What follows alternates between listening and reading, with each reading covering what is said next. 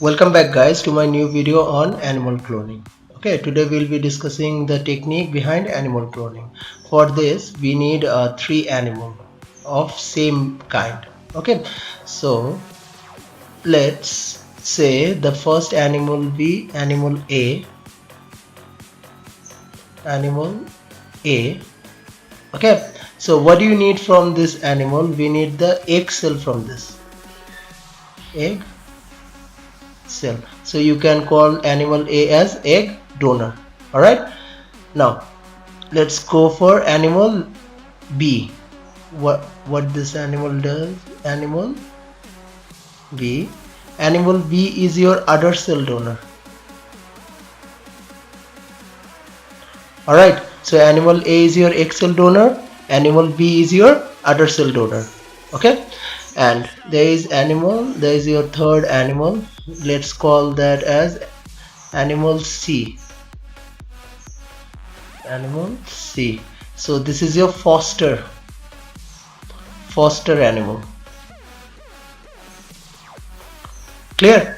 So this is your foster animal. So from the first animal of the same kind, if you want to clone a sheep, then sheep A, then that's sheep B, and that's sheep C. Okay, three of them should be sheep.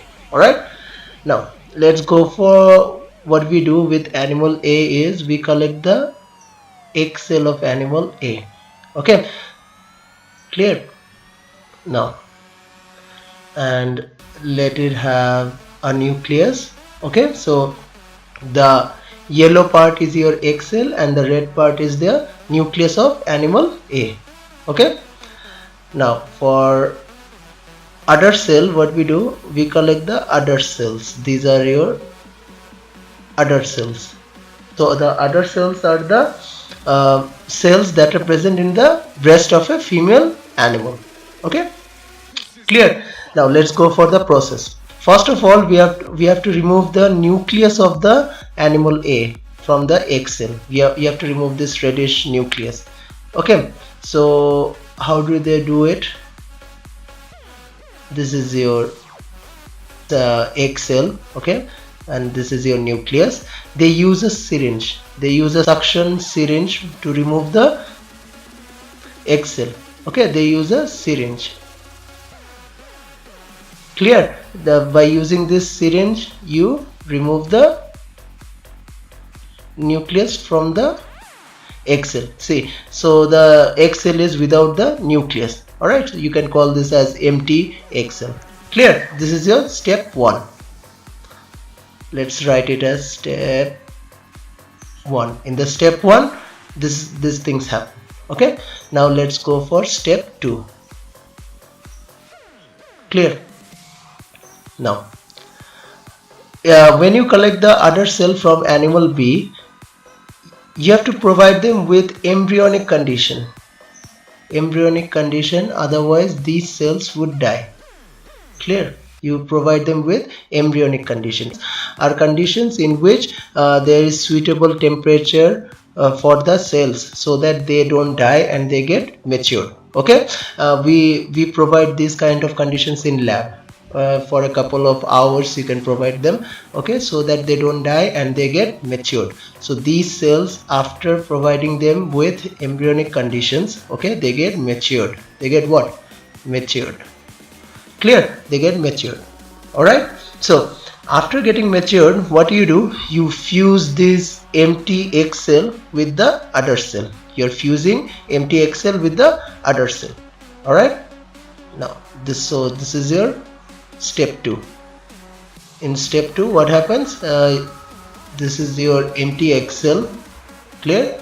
And this is your udder cell. Clear? So you fuse them. Remember one thing, the nucleus of the udder cell is not removed.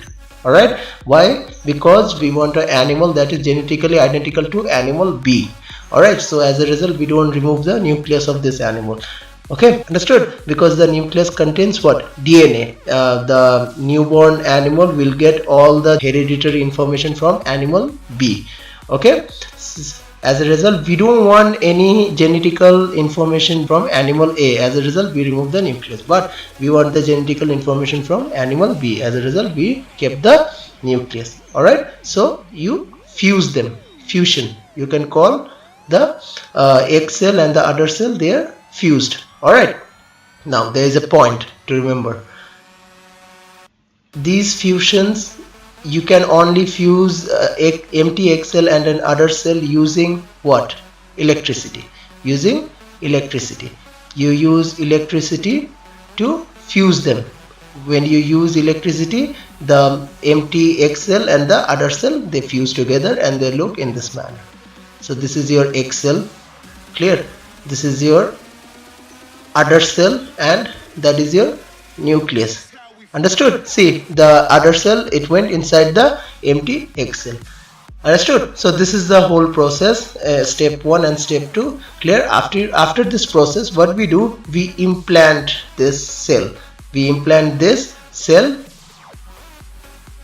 We implant it. Implant inside the foster animal.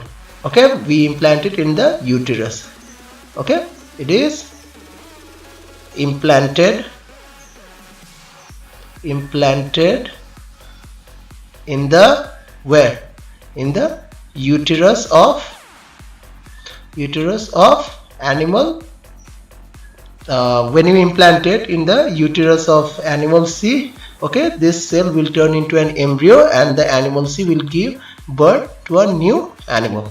Clear? So what do you mean by animal? Animal, if you are cloning an shape, that's why I wrote animal. Okay, for a general term, I wrote it as animal.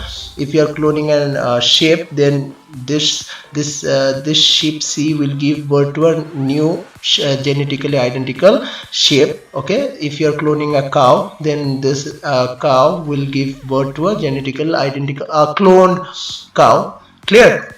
Understood? For as a result, I wrote it in for general term. I just wrote it animal. Okay, so you can clone any kind of animal like sheep, cows. Okay, understood? So this is the process. First, let's go through in a fast forward. In step A, you just remove the nucleus. Okay, in step B, you provide them with embryonic conditions so that the other cells, they get matured, and in the third step, what you do, you fuse them using electricity. So after fusing, it looks in this manner. Okay, and implant this cell in the uterus of animal C. So that's all. It's very simple. Understood? Clear? Now let's talk about some facts regarding our O-level fact.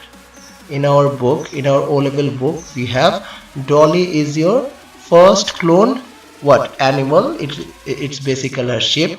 Okay, so from exam point of view, for O-level exam point of view, you just have to mention all these steps that you need three animals of same kind. Okay, in the first animal, you remove the egg cell, remove the nucleus from it. Okay, don't forget to write using electricity for fusion, otherwise they'll cut 1 mark for that.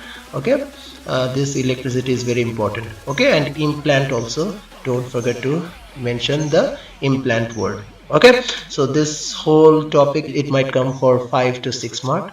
All right, that's all you have to know for for O-level point of view regarding what? Animal cloning. Okay, clear? Okay, so if you like my video, please share and subscribe.